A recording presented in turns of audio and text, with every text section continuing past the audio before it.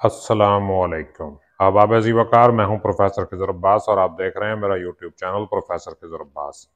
सिलसिला आमोज़श ज़ुबान फ़ारसी का नया सबक लेके आपकी खिदमत में हाजिर हुआ हूं।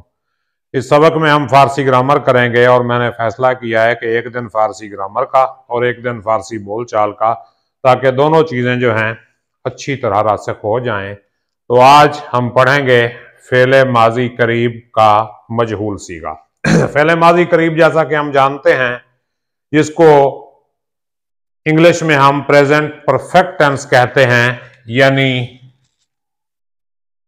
चुका है, चुकी है, चुके हैं वगैरह। तो ये हम फ़ेल माज़ी करीब देखते हैं। इंग्लिश में इसके लिए हम हैज़ और हैव प्लस थर्ड फॉर्म, ठीक है। और मजहूल में हैज बीन, हैव बीन के साथ थर्ड फॉर्म लगाई जाती है। फारसी में कैसे बनाएंगे?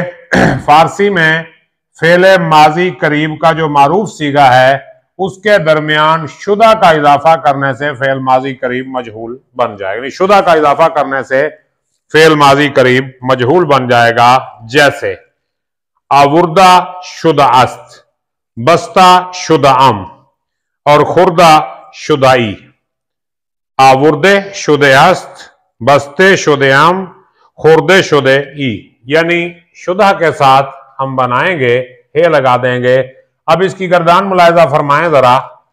वाहिद गायब आवर्दा शुदा अस्त, जमा गायब आवर्दा शुदा अंद, यानी आवर्दा शुदा सब में लगेगा, सिर्फ आगे जो अस्त है इसकी गर्दान तब्दील होगी।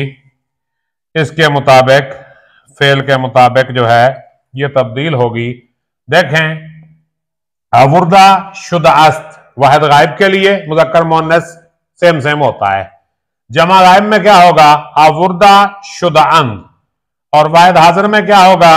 आवर्दा शुदा ई।